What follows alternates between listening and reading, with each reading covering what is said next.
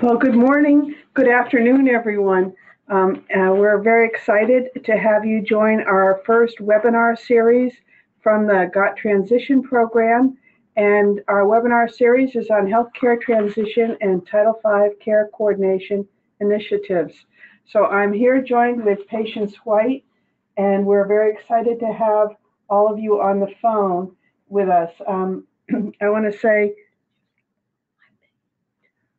I want to also say that the Patience and I have been on a million webinars. This is the first one that the GOT Transition Group has organized, and I want to shout out my thanks to Jody Shore and Samitha Elongo and Dan Beck for helping to put this all together. So thank you very much, and we look forward to the first of five webinars. So Jody, if you could go to the next slide.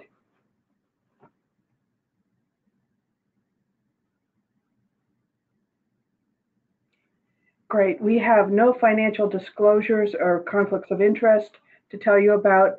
Importantly, our GOT Transition efforts are a program of the National Alliance to Advance Adolescent Health, and we're funded by the Federal Maternal and Child Health Bureau of the Health Resources and Services Administration. Next slide, please. So today, our goals for the webinar series are to support state Title V implementation and measurement of healthcare transition in care coordination programs, not only in the 32 states that selected transition as their national performance measure, but in all states as well. I want to also acknowledge our project officer, Sarah Beth McClellan, who wanted us to make clear that it's important that this effort extends broadly to both care coordination programs and other efforts that Title V agencies are involved in. We're hoping that this will guide your care coordination improvements by sequentially building on the evidence-informed 6 core elements. And in each of the subsequent 5 sessions, we're going to be sharing promising practices from state Title V programs that have implemented the care coordination. And we're going to be featuring DC, Maryland, Kentucky, Indiana, and Wisconsin. And this is a 5-session series, and the webinar and handouts will be available by March 9th on our GOT Transition website. It's getting set up right now, but following the subsequent sessions, it will be available right after each session. Next slide, please. So our hopes are at the conclusion of this first webinar, the attendees will be able to discuss healthcare transition clinical foundations and evidence of effectiveness, also to be able to discuss healthcare transition measurement options and results from the National Survey of Children's Health, that you'll be able to discuss Title V care coordination baseline results on implementing the 6 core elements, and finally have an approach to initiate a healthcare transition pilot to achieve measurable improvements in 6 core elements. Though we don't have any quiz for you, but we're hoping that this will be the result after this session. Next slide, please. So in the, as part of this webinar, there's a series of 5 handouts. The first one would be a slideshow. The next one is the AAP, AFP, ACP clinical report that drives all of the the clinical foundations. The next handout is a side-by-side summary version of the 6 core elements of healthcare transition. Also, the report that we prepared this past year, the baseline assessment of healthcare transition implementation. And finally, we pulled out the actual current assessment of healthcare transition activities in care coordination programs for you in the event that you want to do it with other of your care coordination programs. And just to let you know, that tool that we did is customized from the GOT Transition Current Assessment tool. So I want you also to just remember that these will be posted on GOT Transition's website by March 9th. And now it's my honor to to invite Susan Chacon, our esteemed AMCHIP president and New Mexico Title V leader, to make some opening remarks. So Susan, if I could turn it over to you. Well, thank you, Peggy, very much, and welcome everyone. As the new president of AMCHIP and as New Mexico's Title V Children and Youth with Special Health Care Needs Director, it is my pleasure to introduce this exciting webinar series on transition and care coordination programs. State Title V agencies play a vital role in care coordination for youth with special health care needs, and there is an increased need for them to provide leadership on a planned approach for health care transition, consistent with AMCHIP's standards of systems of care for children and youth with special health care needs and the AAP, AAFP, ACP clinical report on transition. Got Transitions webinar series offers an important opportunity for all state Title V care coordination programs, including those who did not select transition as a national performance measure, to learn how to improve their transition approach. The new National Survey of Children's Health clarifies this need for transition services and show that only 17% of youth with special health care needs report receiving any anticipatory guidance on healthcare transition. This data is a call to all of us to improve our performance on healthcare transition. This webinar series will provide the building blocks to improve transition planning and offer collaborative learning opportunities for Title V staff. The webinar series will feature examples that other Title V programs have used to improve their care coordination transition process. I encourage you to attend all 5 sessions and invite your Title V staff as well, and create your own care coordination transition improvement processes so that the youth in your program will be better prepared for their future in adult health care. Thank you, and I hope you enjoy this, what's going to be a fabulous series. Susan, we very much appreciate your leadership, and New Mexico has really been out in the forefront on the healthcare transition field, so thank you so much. So now if we could turn to the next slide, please. So what are the clinical foundations for healthcare transition? And I think if you look in other fields, there are many, many clinical foundations, but in our field, there are 2 main sources of clinical foundations. The first being the 2011 clinical report on transition. There will be an update of this in the coming months, and I think it's very exciting that our very own Patience White is leading that authoring group. It represents an expert opinion and consensus from the 3 major primary care medical organizations, and it incorporates an algorithm for standardizing the healthcare transition process.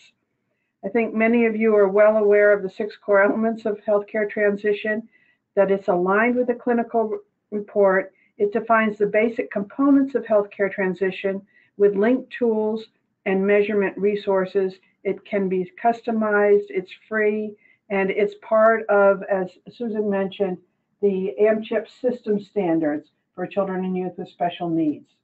If we could go to the next slide. So in the clinical report, which you have as a handout, targets all youth beginning at age 12, and you can see at age 12 they encourage youth and family to become aware of the practices transition policy, moving on to age 14 when the planning begins, and age 16 a preparation of youth and parents for an adult approach to care, and a discussion of preferences and timing for transfer. At age 18, unless decision-making supports are in place, there would be a transition to an adult approach to care. And then for most youth, there would be a transfer that would happen between the ages of 18 and 22. So as you can see, there's a part of this clinical report that relates to transition preparation, transfer, and establishment of care to the adult medical home and adult specialists. Next slide, please. So what we did was take the clinical report and create the 6 core elements of healthcare transition. And these came out, this kind of version came out in 2014, so it's fairly new. You have a summary of the side-by-side version of the 6 core elements, and again on our website you can get the full package. I think what's important to note in this slide is that this focuses on transitioning youth to an adult provider. We felt that most of the Title V care coordination programs would be in that position. But again, with the other 2 packages, we're focused on youth who will be staying with their same provider, and then another package for youth who will be integrated into an adult practice. So the first core element is on transition policy, and that is encouraged to be shared with youth and families around age 12 to 14. Next is transition tracking and monitoring, followed by a transition readiness assessment, followed by transition planning with a medical summary, transfer of care and integration into adult-centered care, and finally transition completion, where there's a confirmation that the young person made it to the other side, feedback happens, and then ongoing care is provided. So if we could turn now to the next slide. So I think we at Got Transition are often asked, what is the evidence to document the need for a planned approach to transition? And in this article by Fabinley Gabriel, which is you can get by clicking on the slide, we did a systematic review of the literature and looked at over 3,800 articles published between 1995 and 2016. And from that mass of articles, we identified 43 studies that met our rigorous evaluation criteria. And so here is what we found. If we can go to the next slide, please.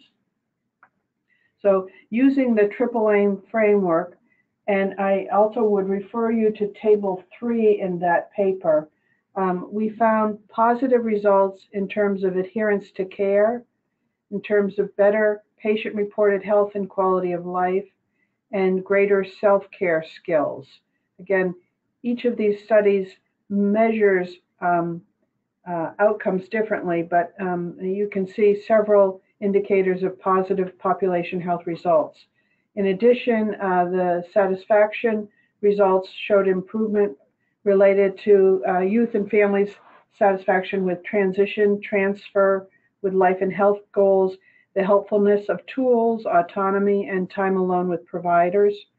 And finally, on utilization and cost of care, we found that there was an increase in adult visit rates, reductions in ER visits and hospitalizations, and a decrease in time between the last pediatric and the first adult visit.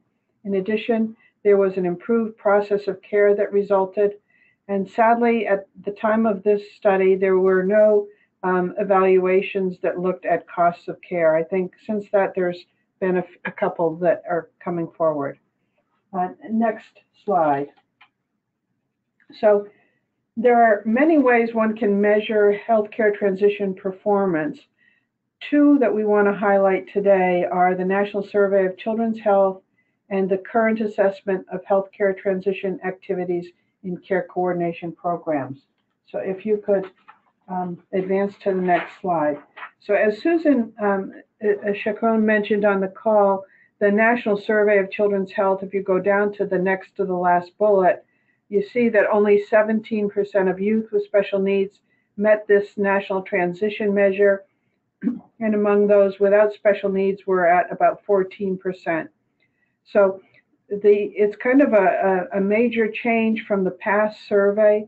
The way that the questions asked are quite different. So you can see that there are 4 questions asked of parents who have youth between the ages of 12 and 17. Did your child have a chance to speak with a healthcare provider privately at the last preventive visit? Did the healthcare provider actively work with the youth to gain skills to manage his or her health care? Did the healthcare provider actively work with youth to understand changes in healthcare that happen at age 18? And did the healthcare talk about eventually seeing doctors or other healthcare providers who treat adults? So those questions, as you can see there, really focus a lot on the transition preparation. So that's one survey source that you can get state and national information. And I think going to the Child and Adolescent Health Measurement Initiative website will be very helpful, called childhealthdata.org. Next slide, please. So then the other survey, which is a handout that we gave you, was a current assessment of healthcare transition activities in care coordination programs. I think it would take about 5 to 10 minutes to complete.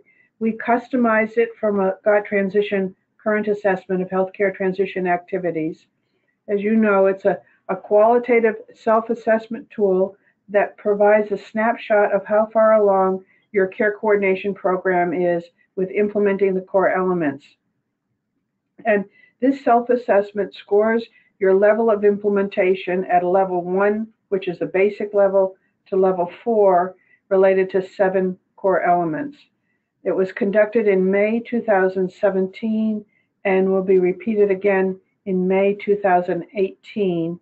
And we were really delighted to see that 27 of the 32 states that selected healthcare transition as a performance measure responded.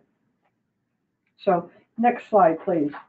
So we're going to walk you through some of the results here, which then suggests strategies for quality improvement. So these are the 7 core elements. We always talk about 6 core elements, but the youth and family engagement is really central to everything we speak about, and so that's pulled out as well. Next, please. So I want to draw your attention now. For each of the 7 elements that we looked at, we're going to have what would you call this, a circle here that shows what we found, and on the right-hand side is what each of the levels looks like. So for the transition policy, this was the element that states have done the most work in, and I think it's fairly impressive. But I just want to draw your attention to the level 1. That is where care coordination program has no uniform approach or written policy shared with youth with special needs and families. And then you look at our gold standard, the level 4, the care coordination program has a written policy describing its approach, legal changes that take place in privacy and consent at age 18, and also the age when Title V eligibility ends. The care coordinators consistently share and discuss the policy with all youth with special needs and families in their program, beginning at ages 12 to 14. And this policy is publicly posted and used by all care coordinators. So you can see from the picture here that most of our care coordination programs that responded scored at a level 2 or 3, which is great. They're not at level 1s, but there's still room for improvement. We could go to the next slide, please. The next slide is on the next core element on transition tracking. So here, again, level 1, the care coordinators vary in their identification of transition-aged youth with special needs, but most wait close to the age of transfer to prepare youth. And you look at level 4, our goal, the care coordination program uses an individual transition flow sheet or registry for identifying and tracking all transition-aged youth with special needs, ages 14 and older, as they progress and complete all of the 6 core elements, using an EHR if possible. Now on this, you can see sort of an even split of scoring in the care coordination programs between 1 and 2 or 3 and 4. Next slide, please. Now transition readiness assessment, you're seeing a little slow downward slope here. And most care coordinators programs at this point are at level 1 or 2. Now look at level 1 definition. Again, care coordinators vary in whether they assess healthcare readiness and self-care skills. And level 4, they consistently assess and reassess each year healthcare transition readiness beginning at ages 14 to 16 using a transition readiness tool. Okay, let's turn to the next one, transition planning. This scored about the same as transition readiness. Again, most states are at levels 1 or 2.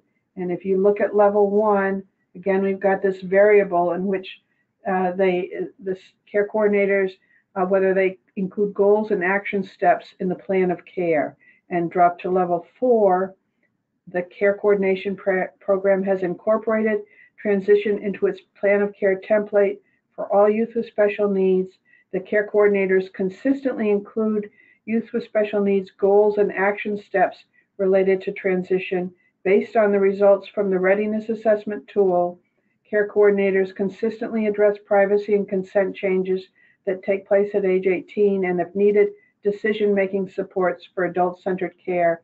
And this plan of care is regularly updated and shared with youth and families. Now let's go to the next slide on transfer of care. Here you see most care coordinating programs are at a level 1. So that level is care coordinators vary in whether they give youth with special needs and families a list of adult providers. They rarely share plans of care with healthcare transition information to adult providers for their transitioning youth with special needs. And our goalpost at level 4 is that the care coordination program is actively involved in outreach to identify potential adult providers for transitioning youth with special needs. The care coordinators consistently share the plan of care with healthcare transition information for those transferring to adult providers. In addition, the care coordinators routinely communicate with adult providers to ensure that the information was received and the transfer was completed. Okay, we've got 2 more to go. And the next one on transition completion, again, most care coordination programs are at level 1. And that is that they vary in whether they follow up with youth with special needs and parents to provide feedback about the healthcare support provided by the care coordination program.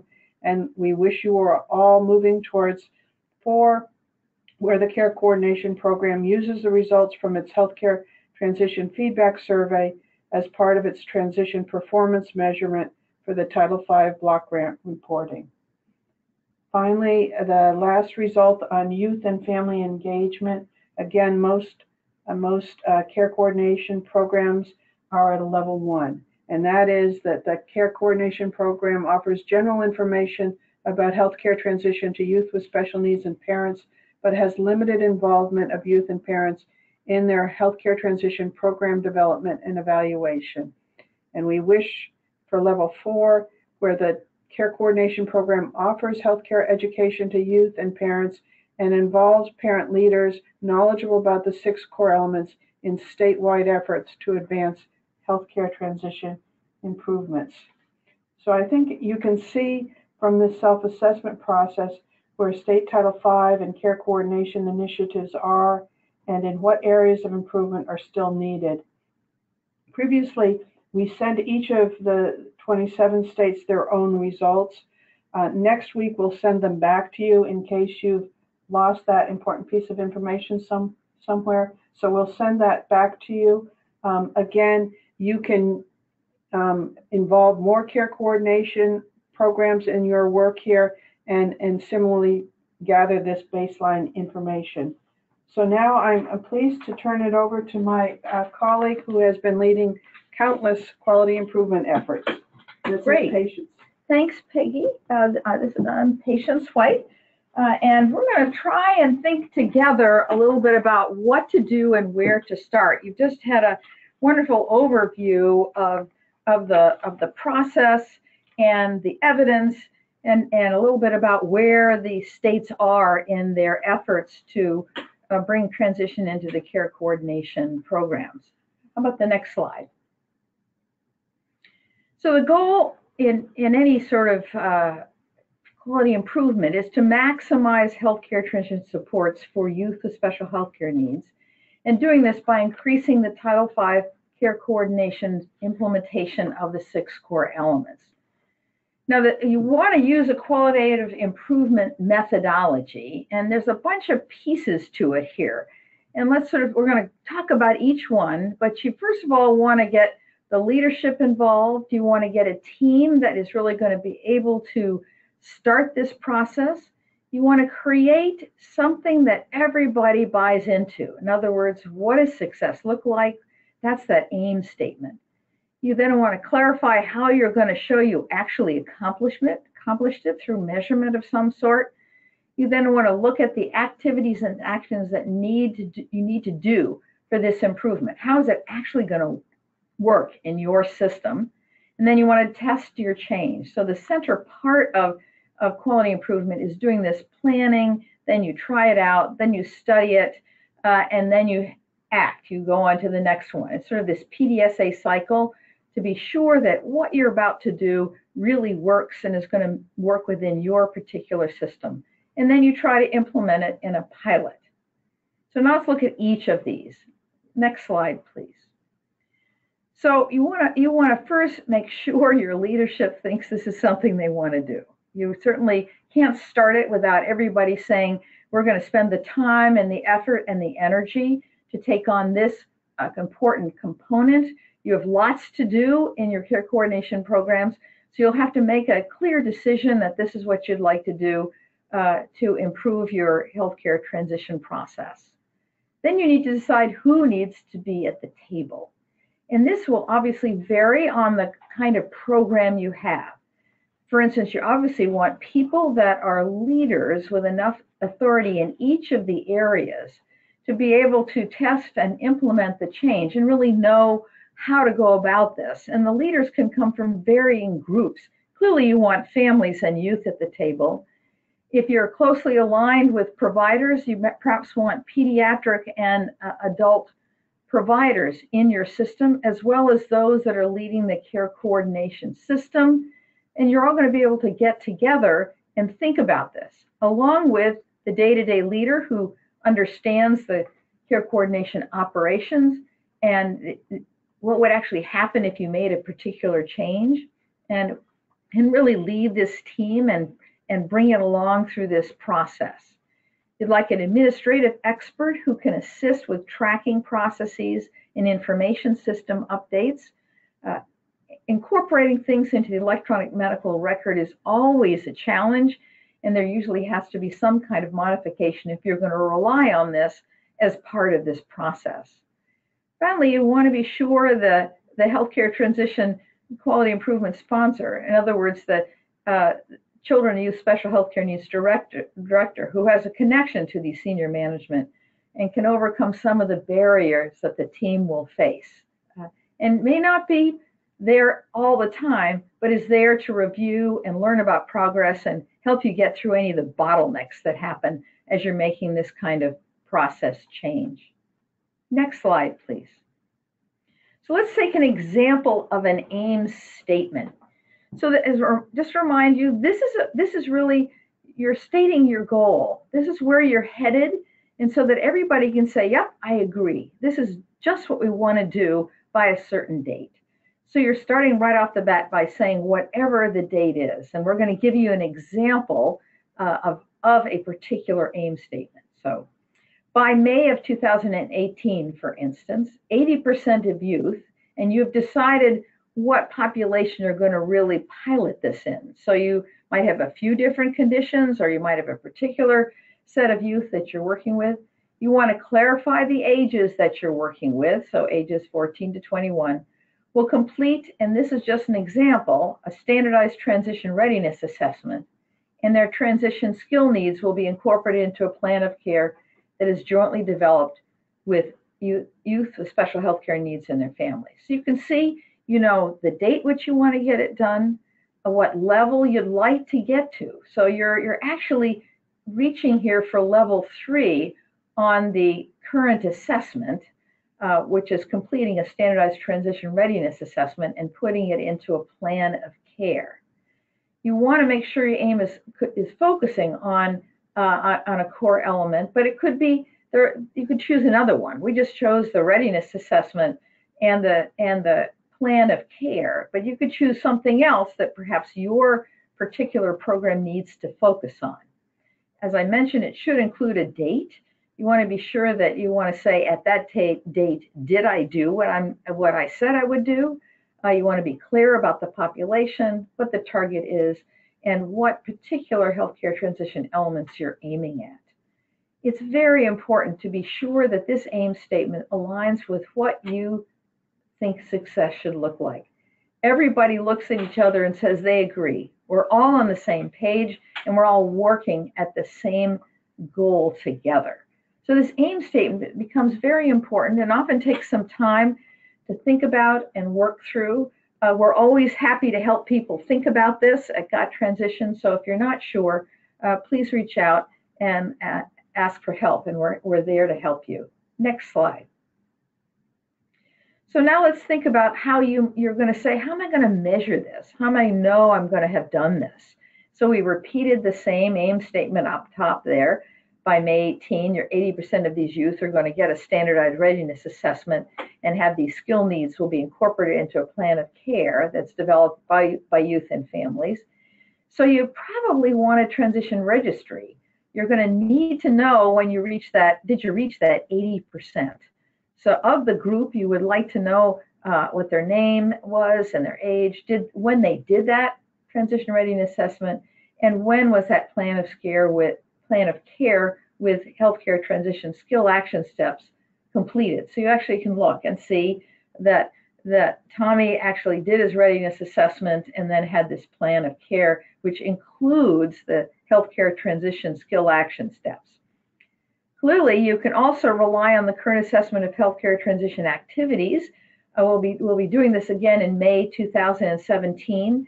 We did it in May 2017, and it will be repeated each year in May. So you'll have an opportunity to think each year, what have I completed that moves me along that continuum from one level to the next level. Next slide. So these are the activities. You sit together, you've gotten your group together, you've selected a population, and for this particular aim, you then want to say, what readiness assessment am I going to be using here? You want to think about, you can customize the GOT transition. There are a variety of readiness assessments out there. If you're not sure about them, please contact us. But you have to sort of think about your population and be sure that the questions that are asked really work with that population. And you want to be sure that you involve the care coordinators, youth, and families as you think about it in choosing this and potentially customizing it. You then have to say, well, when am I actually going to start this? Are we going to start at age 14, 16? When am I going to do this assessment? You have to decide if the youth or parent is actually going to answer the questions directly on their own, or have you decided that the care coordinator will actually administer it and ask the questions of both youth and parents? So you can see there's varying ways to do this and what's going to work best for your population and for your care coordinators as they're working with these particular youth and parent population you've chosen to look at. Next slide, please. Then you want to think about how you're going to look at these skill needs and action steps will be jointly identified. So there may be many needs, and you have to decide which one you're going to identify first with the youth and parents. And then the key question is, who's going to provide the needed self-care education here? This is where you're sharing it with the provider. Some of these readiness skills actually are maybe about making their own appointments, so you need to interface closely and decide who has what role as you're working with the providers and the care coordinators and the family. Then after you've decided who's going to potentially do that self-care education, you have to think about how to identify skills and action steps will be included in the plan of care. If this is in your electronic record, how are you going to add it? Where is it going to be in that plan of care? And you want to be sure you identified who is going to work on that particular skill and what's the goal of when they would actually try to attain that. You then have to decide, well, if I do it, start at the age of 14 or 16, and they're going to be thinking about moving to an adult provider between 18 and 21, should I do this readiness assessment again, perhaps at age 16, again at age 18, and then before they're leaving your program? And again, realign the ones that they've been able to attain in terms of readiness skills and put some new ones forward that will then be on the top roster of the things that need to be done on their self-care education. And then finally, you want to decide how you're going to track this. How are you going to do this, figure out and be able to look back and say that 80% of youth received that readiness assessment and the plan of care was updated with the healthcare transition skill needs and action steps. So you can see there are lots of activities you have to work through even before you start your pilot. Next slide, please. So when you're thinking about looking at these different components, the transition readiness assessment, you really want to pilot it with a small group of youth that you've chosen to think about starting this healthcare transition process. You want to be sure it's from different age groups that you're going to be actually offering this transition readiness assessment to, that are in the conditions that you're going to be looking at, that have a range of complexities and family backgrounds. So you want to be sure that they can tell you, are there particular questions or words that they don't understand? Were there important questions missing for your particular population, that they have a particular issue that you need to be sure you're asking questions about? Is the reading level and language appropriate? If you mainly have a Hispanic population, you have to think about translating whichever of these readiness assessments into the appropriate language. Reading level is always a challenge. Ours got transition range between 5th and 7th grade. You may find that they have to be lower or higher, depending on what your pilot is. You want to pilot using different processes to administer it, as we talked. You want to be, who's going to actually give it to them? Will it happen in the office and the parents will take it on their own and then go over it with a care coordinator? Or will the care coordinator do this before they actually are seen by the physician, having worked out who is going to offer the educational process that has to be done and who's going to do it, depending on what you're asking. So a lot of this has to be thought through before you start that first patient. Again, you want a transition plan.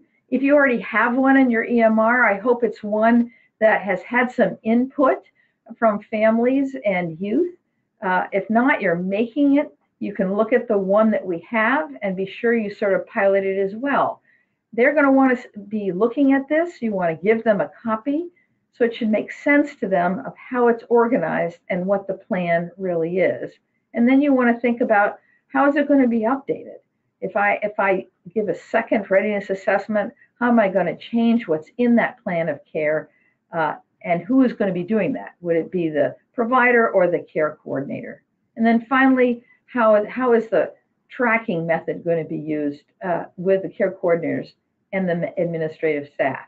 So you may try something out and realize it's just too complicated and try another approach. You're always wanting to refine it and retest it, that plan, do, study, act. You may actually be very good and figure it out very quickly and you only have to do one cycle and it works. That would be great. My experience is almost everybody has to do one or two to be sure that it really works and people feel it's doable. And I think that's very important, that people feel it can be done and will work. Next slide, please.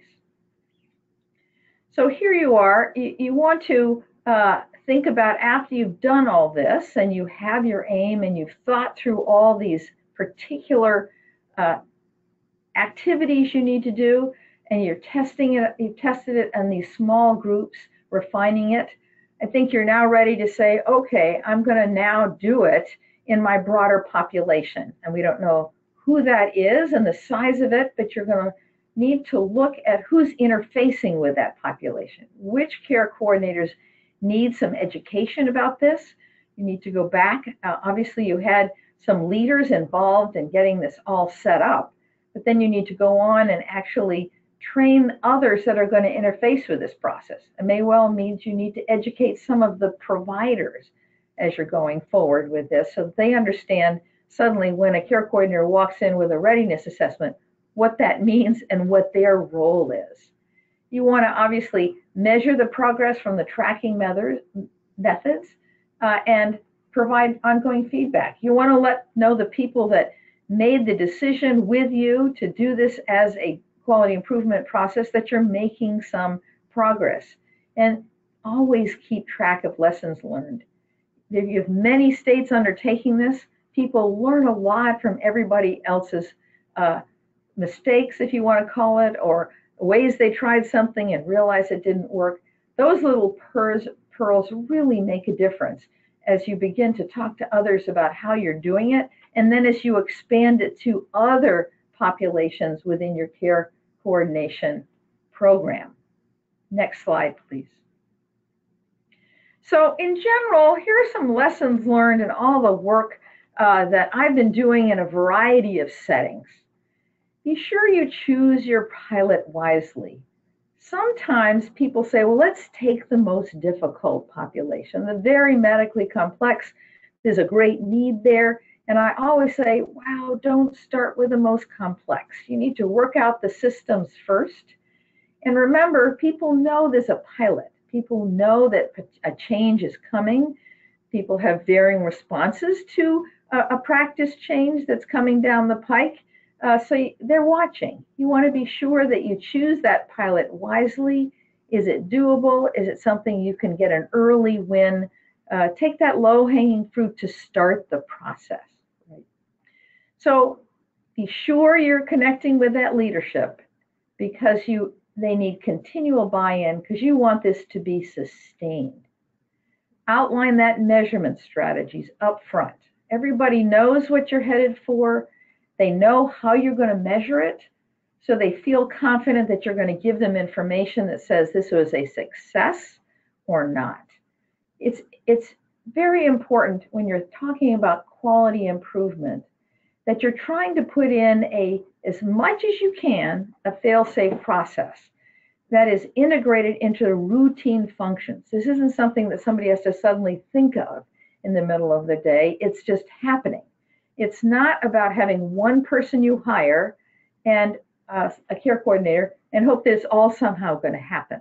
You actually want everybody involved in the process. Everybody has a stake in it, and it's going to happen if a care coordinator, for instance, isn't there. It's going to happen for her patients, and it's going to go forward whoever is standing in her stead. I think, as you heard, many people are involved in this process, and in particular, it's obviously interface of the care coordination system and the medical delivery system. So thinking carefully and having agreement on the roles that the pediatric and adult clinicians have to fulfill, and understanding they're understanding what the care coordinator's role is, so everybody is clear about their job to make sure that the family gets a good healthcare transition process and it's a success. I think in all the work that we've done so far, it really is a very rewarding process. Youth and families universally give a wonderful feedback on this. They realize how hard it is to do this, and so it's very important that they be involved in the whole process along the way. Next slide just shows you our website. I wanted to point out something that's sort of fun. There's a new quiz that's up in the upper left-hand corner, so go to our website and take the quiz. You'll find out some fun information. Young adults from our Young Adult Advisory Group developed this, and it's been very popular with young people. So I think now, next slide, I'm turning it back over to Peggy to think about some questions you might have that we can help answer after this webinar. Great. Thanks so much, Patience.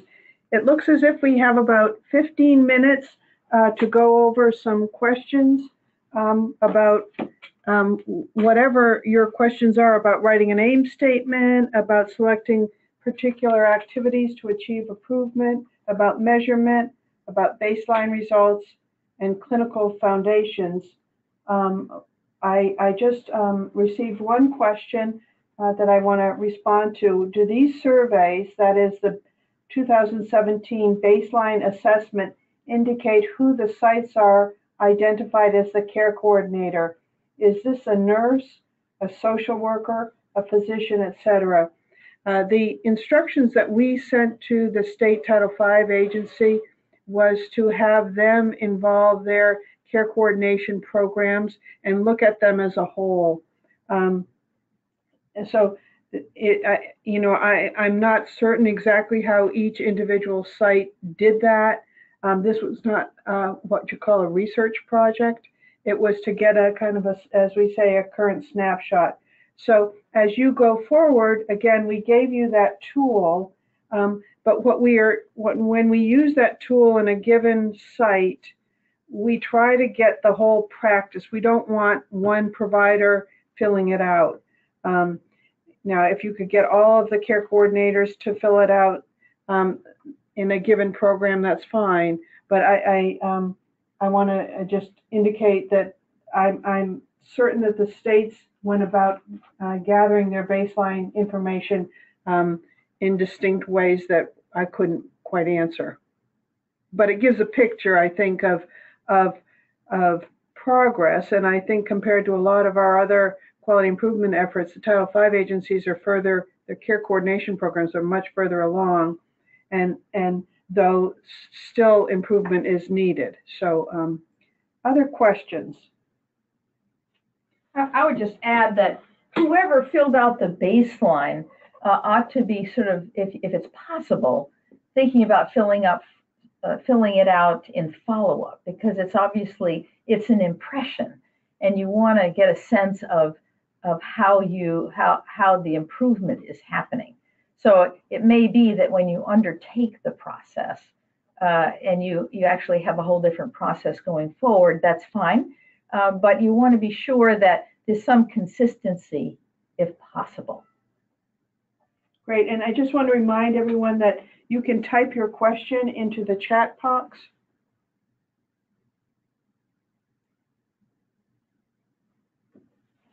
While we're waiting for some questions to stir up here, I wanted to, Jody, maybe if you could just advance to the next slide. To let you know that we have the next 4 sessions coming up, March 28th from 3 to 4.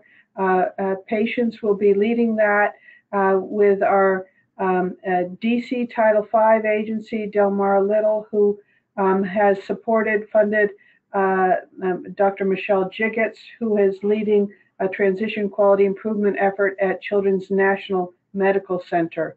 And the focus of that session will be on transition preparation. So you can see that, again, this is a sequential set of webinars that when you finish, we hope you get the kind of the gestalt of the 6 core elements. Other questions?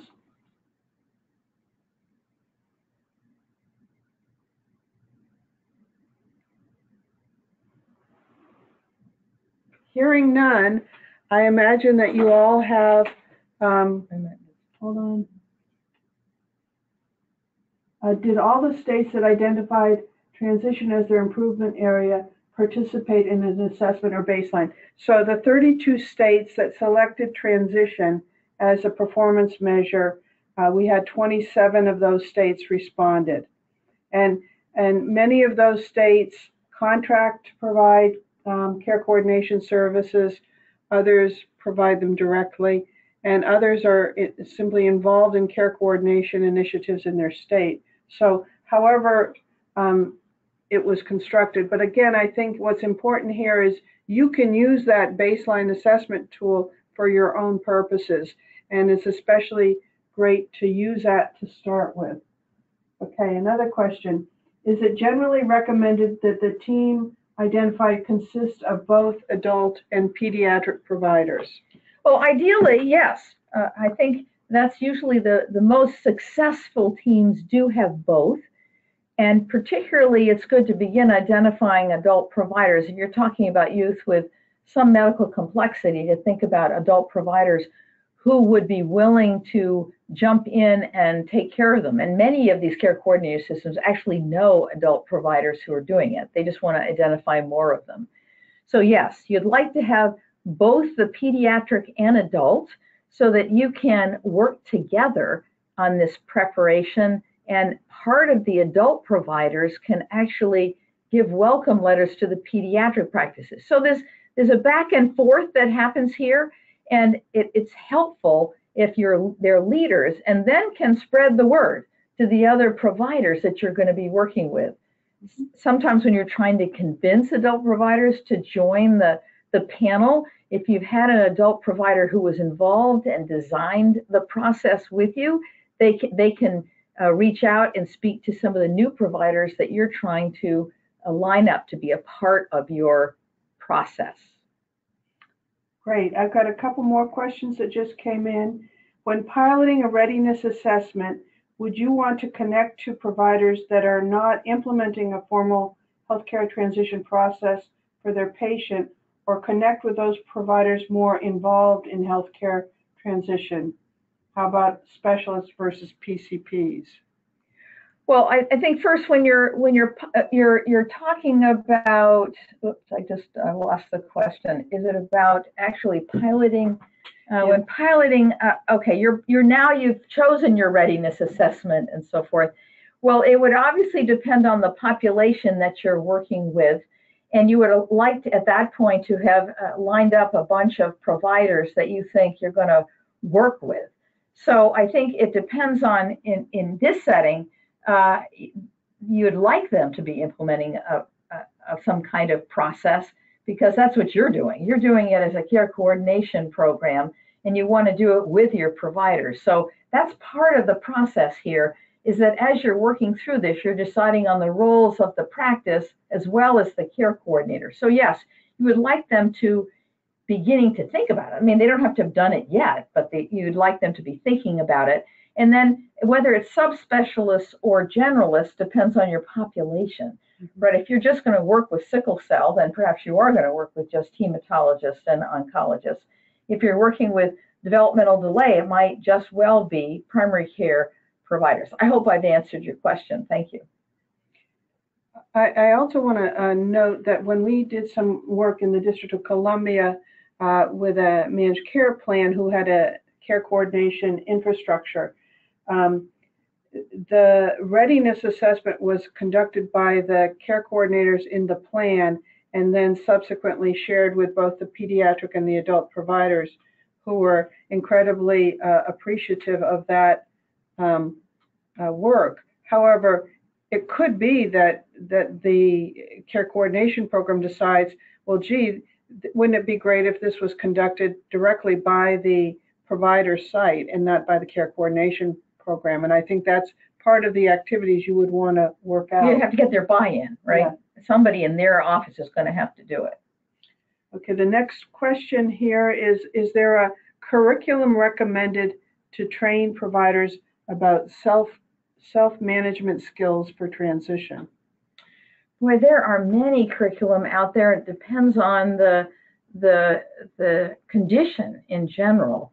There isn't one about self-management skills in particular. I mean, I'm not quite sure I understand the question completely, but if you're looking for how to train providers on training youth to have self-management skills, it would depend on the population. Lots of the specialty clinics have educators that talk about different self-management skills, whether it's diabetes or sickle cell disease. So I hope I've answered your question. It's a good one. Thank you. Also, I think we've seen a lot of self-advocacy training programs, which are wonderful. But the point here is that you want to have self-care education that's linked to the readiness assessment tool. So a lot of the self-advocacy training programs are very, I want to say, specific about gaining a voice and being comfortable about asking questions. And a lot of the disease-specific self-management curriculum are around a disease. So in this situation, it may be that the young people don't know about the importance of carrying an insurance card. And so in that case, you know, it's very targeted to the content of this readiness assessment that you use. I know, for example, at Baylor, Al Hergenroder has a readiness assessment tool that he's then aligned with a set of educational resources. Right, that are state-based. I mean, the problem is the resources, many of them are very state-based.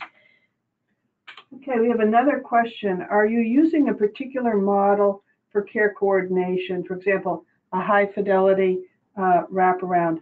The answer is no. We're trying to offer this series for any type of care coordination program, just as we try to incorporate this approach into any type of primary care or specialty care or school-based care or behavioral health care. So this is not limited to a certain kind of care coordination model. Okay, how would you recommend addressing the issue of healthcare transition within a hospital setting? The transition from pediatric to adult happens without much consideration on the need of the individual and the skill set of the adult providers. So if this is, you're talking, if it's inpatient, I'm not quite sure where we're focusing here, but I'll try and answer it a little bit. Children's hospitals are just beginning to think about this on a big scale. Whoever that is could email me. Children's Kansas City is taking it on across the board, which means all the departments have done it at once. But there are other children's hospitals that some of their subspecialty divisions have done it, and they've partnered with an adult provider, just like Mercy Children's actually is partnered with their university hospitals. Now, if you're talking about inpatient, then you really do have to get the inpatient hospitalists to partner with the adult hospitalists. And think about that. Now, if you're going to do that kind of plan, you have to also have the emergency room people at the table. So I think this is very complicated.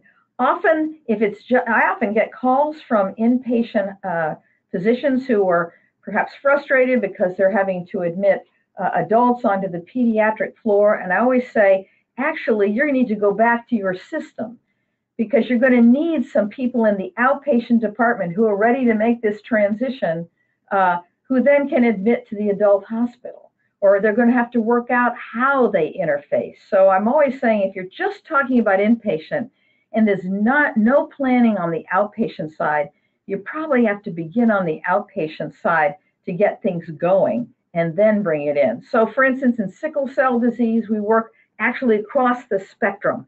So you've got outpatient hem-onc that's working both on the pediatric and adult side, and then you have to work with the emergency rooms and the protocols that they're going to use, and then finally, how are you going to work in the inpatient?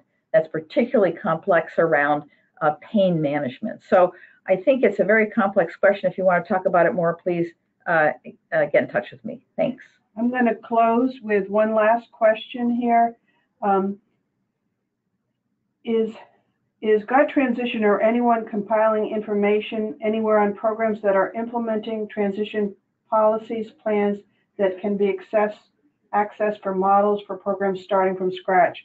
So I want to encourage each of you to visit our gut transition website and open up the 6 core elements packages, because we have sample tools for a policy, a readiness assessment, a plan of care, a transfer checklist, a registry. It's all there. And also on the website, we have examples of how this 6 core elements have been customized by the American College of Physicians. And that's all available on our website. I want to close and thank all of you for participating. And please continue to send us your questions. And March 9th, we will have all this information on our website. And mark your calendar for March 28th. It's going to be a riveting session 2. Thanks so much. Have a great afternoon.